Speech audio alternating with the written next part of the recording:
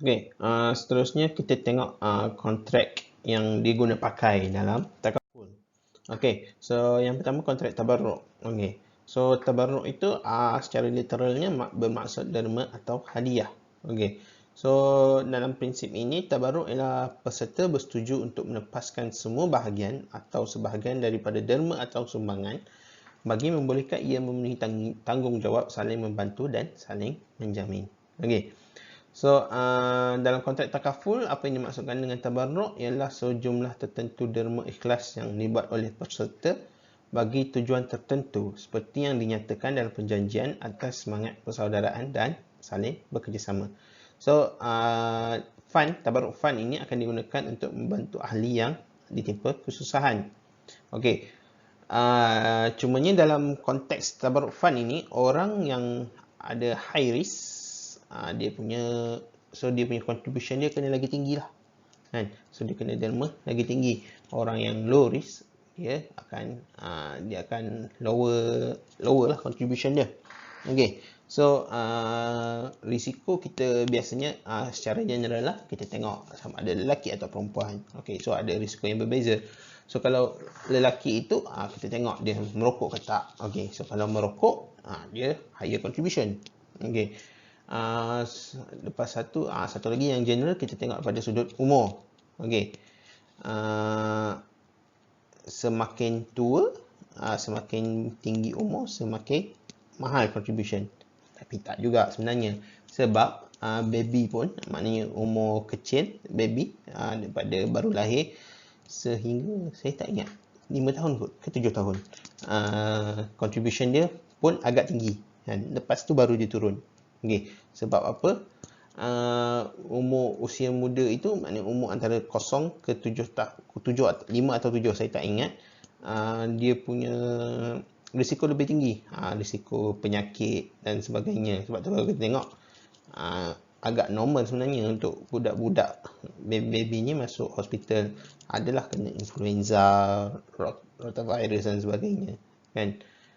Dan premium dia akan turun lepas umur, saya tak ingat, 5-7 tahun tu, sehinggalah umur 29 kalau tak salah, kan?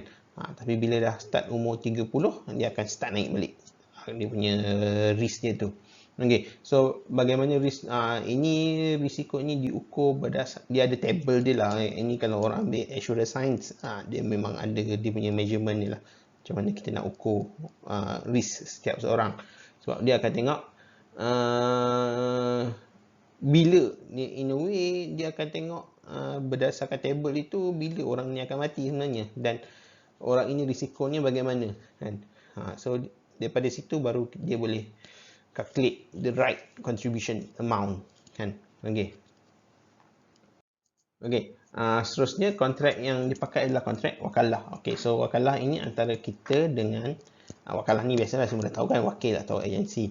So ini nak secara mudahnya dia pengendali itu adalah wakil kita lah untuk menguruskan contribution yang kita beri, kan?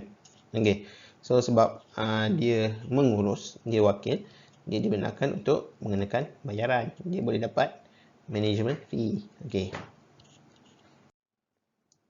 Okay, kontrak yang satu lagi dipakai adalah kontrak mudharabah. Okay, so mudharabah semua dah tahu, perkongsian keuntungan. Okay, sebab apa dalam konteks takaful ini juga kita ada satu contribution untuk investment. Okay, tapi perlu difahami konteks investment dalam takaful ini bukan investment untuk kita buat duit sebenarnya, tapi that investment is to cover for the shortfall of tabarruk fund. Ini complicated sikit. Okay, tak apa. Cumanya kalau lepas ini, kalau katalah akan jumpa takaful agent yang cakap marilah masuk takaful ini, kita ada investment. Okay, so perlu difahami takaful bukan medium instrumen untuk invest. Takaful adalah instrumen untuk kita manage risiko. Okay, so kalau nak invest duit, pergi dekat investment asset. kan. Pergilah dekat unit trust, pergilah dekat pasaran saham dan sebagainya lah, kan. Takaful adalah untuk kita manage risk, dan fungsi investment dalam takaful ini adalah untuk kita cover shortfall lah, kan. Untuk cover kekurangan lah dalam tabarruk fund ini, sebab ada sampai satu masa mungkin tabarruk fund itu tak mencukupi. So bila tak mencukupi, dia takaful provider atau pengendali takaful itu akan suruh kita increasekan kita punya contribution. So kalau kita dah ada certain amount of investment, yang kita boleh gunakanlah that investment, that money untuk cover kita punya shortfall, kan. Okay, so apa MO atau modus? Okay, so kalau kita tengok modus operandi takaful ni, okay, yang pertama kita start daripada pencarum sini, pencarum.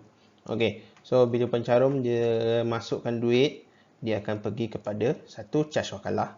Charge wakalah ni akan pergi kepada ni lah, pengendali lah, kan.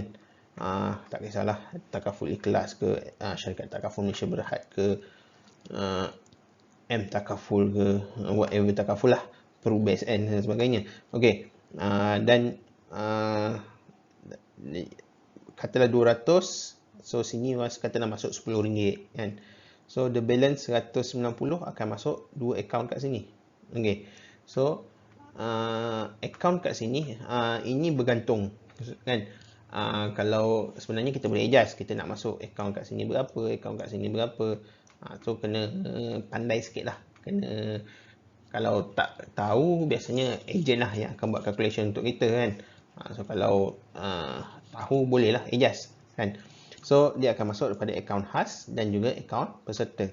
Okey, kita cakap pasal akaun peserta dulu, simple. Apa function akaun peserta ni? Kita akan pergi pelaburan. Okey, pelaburan yang ini yang saya cakap tadi, investment untuk cover shortfall. Okey, so kontrak dekat sini adalah kontrak mudharabah. Katalah masuk dekat sini RM40. Okey, so RM40 dia akan dilaburkan, keuntungan dia katalah 40-60 katakan. So kalau untung 40% akan pergi kepada syarikat, 60% akan dia tambah balik dekat akaun kita. Okey, so tadi kira RM10, sini RM10, sini RM40, balance RM150. Okey, RM150 inilah yang akan digunakan untuk tuntutan takaful, kan. So katalah dia akan masukkan katalah 1000 orang, kan. 1000 orang semua masuk 150 kat sini, masuklah. So katalah ada tuntutan total dalam ni katalah 1 juta, kan. Untuk tahun itu ada balance 1 juta, ada 1 juta. Orang yang menuntut ada katalah 300,000 je.